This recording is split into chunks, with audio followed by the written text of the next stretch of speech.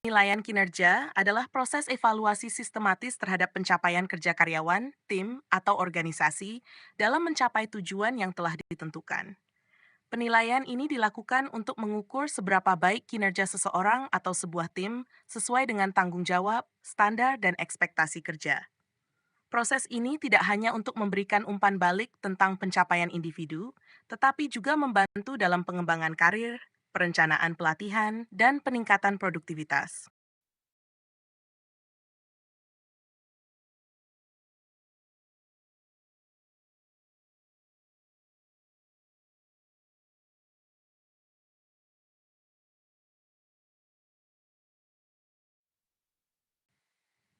Tujuan penilaian kinerja. Satu, mengevaluasi produktivitas dan efektivitas.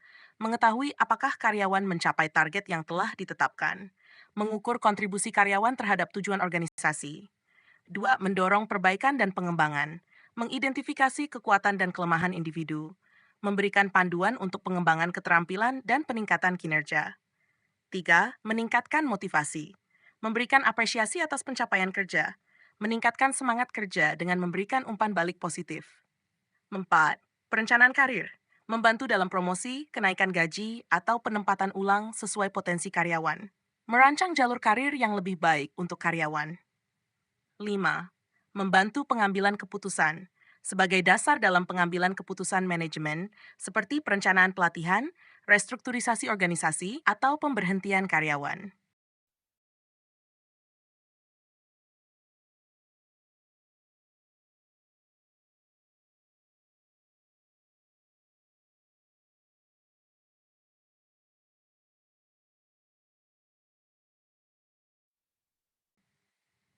Proses penilaian kinerja.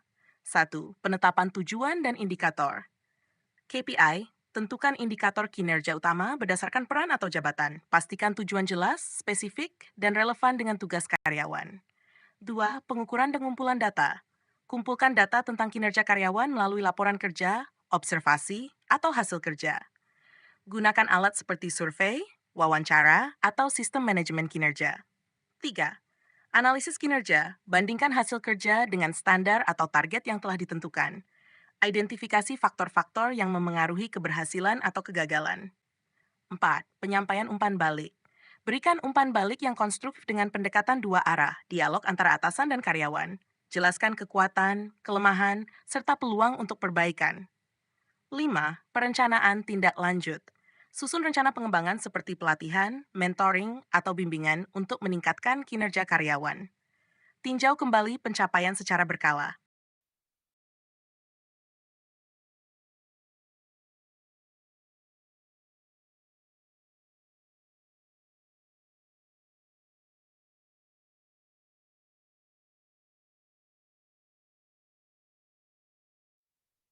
Metode penilaian kinerja.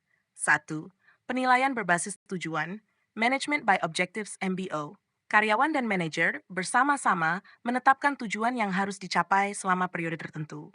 Evaluasi dilakukan berdasarkan sejauh mana tujuan tersebut tercapai. 2. Penilaian 360 derajat. Penilaian dilakukan dengan mendapatkan umpan balik dari berbagai pihak, termasuk atasan, rekan kerja, bawahan, dan rekan pelanggan. Memberikan gambaran yang lebih holistik tentang kinerja karyawan. 3.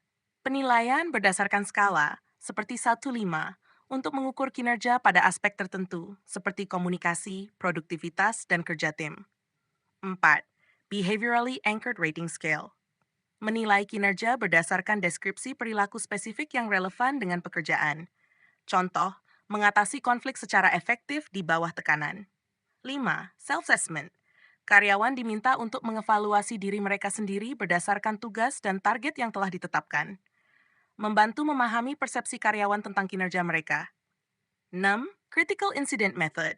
Penilaian berdasarkan catatan tentang peristiwa penting yang menunjukkan keberhasilan atau kegagalan karyawan dalam mencapai tugas tertentu.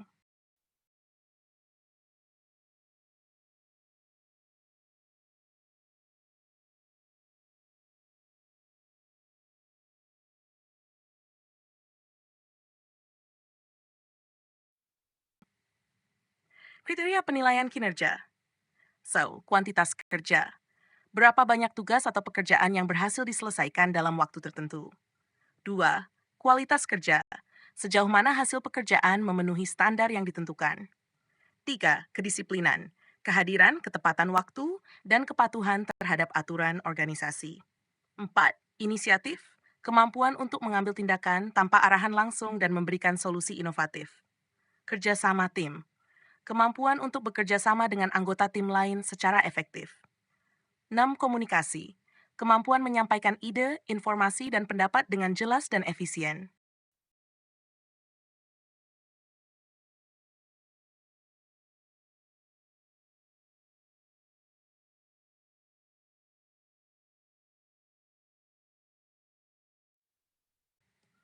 Tantangan dalam penilaian kinerja. Bias penilaian, misalnya bias subjektif atau hanya menilai berdasarkan kesan pertama. 2. Kurangnya transparansi. Tidak adanya kriteria yang jelas dalam proses penilaian. Kurangnya komunikasi. Penilaian dilakukan tanpa diskusi dua arah antara manajer dan karyawan. 4. Keterbatasan data. Data yang dikumpulkan mungkin tidak mencerminkan keseluruhan kinerja karyawan. 5. Penilaian yang tidak konsisten. Tidak adanya metode atau standar yang seragam dalam penilaian.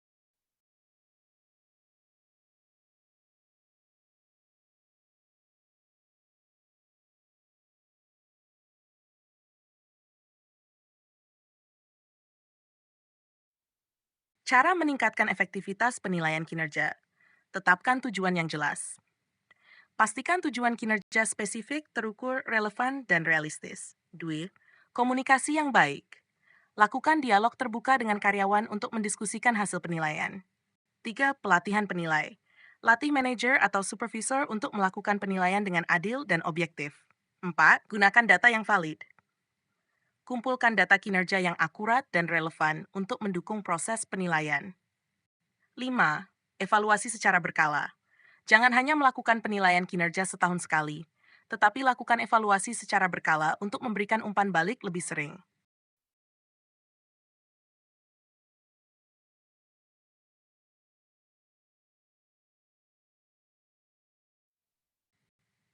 Penilaian kinerja yang efektif membantu tidak hanya meningkatkan produktivitas individu, tetapi juga memperkuat hubungan antara karyawan dan organisasi, menciptakan lingkungan kerja yang lebih baik, serta mendukung pertumbuhan dan keberlanjutan organisasi.